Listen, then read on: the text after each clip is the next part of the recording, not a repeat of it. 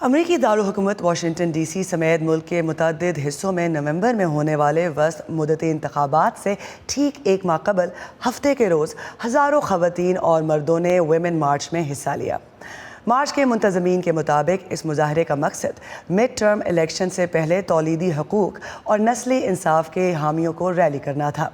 امریکہ میں اس سال مئی میں سپریم کورٹ کی جانب سے 1974 کے رو ورسز ویڈ کے عدالتی فیصلے کو کالعدم قرار دینے کے بعد اسقاط حمل کا معاملہ ان انتخابات کے دوران ایک اہم مسئلہ بن کر ابھرا ہے۔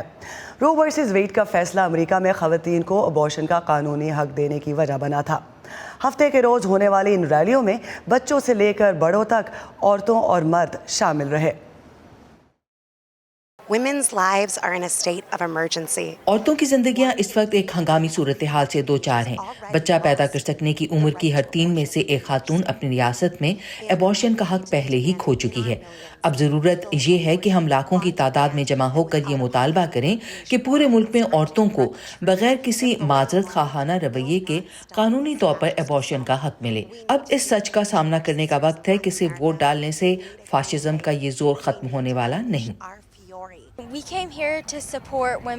ہم یہاں عورتوں کے حقوق کی حمایت کے لیے آئے ہیں، اگرچہ میں کم عمر ہوں لیکن یہ بہت ضروری ہے کیونکہ ہم بچے ہی مستقبل ہیں اور ہمیں بہت اثر ڈالنا ہوگا تاکہ اس سے لوگوں کے لیے طویل عرصے تک کے لیے تبدیلی آئے۔ میں ایبارشن کے خلاف ہوں۔